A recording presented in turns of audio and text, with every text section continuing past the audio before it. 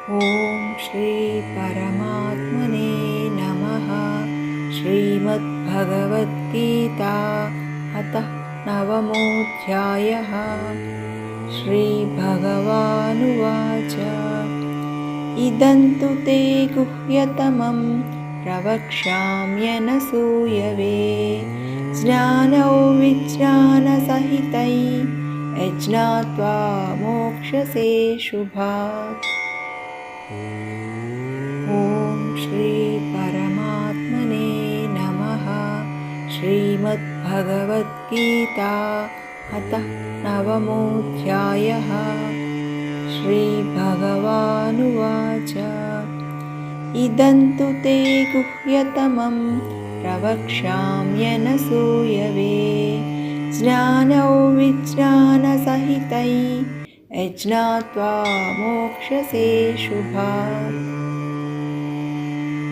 ॐ श्री परमात्मने नमः। श्रीमद्भगवद्गीता अतः नवमोऽध्यायः। श्रीभगवानुवाच इदं तु ते गुह्यतमं प्रवक्ष्याम्यनसूयवे ज्ञानौविज्ञानसहितं यज्ञात्वा मोक्ष्यसे शुभात्। ॐ श्री परमात्मने नमः। श्रीमद्भगवद्गीता अतः नवमोऽध्यायः। श्रीभगवानुवाच इदं तु ते गुह्यतमं प्रवक्ष्याम्यनसूयवे ज्ञानौविज्ञानसहितं यज्ञात्वा मोक्ष्यसे शुभात्। ॐ श्री परमात्मने नमः।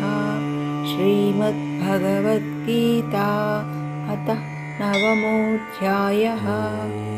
श्रीभगवानुवाच इदं तु ते गुह्यतमं प्रवक्ष्याम्यनसूयवे ज्ञानौविज्ञानसहितं यज्ञात्वा मोक्ष्यसे शुभात्।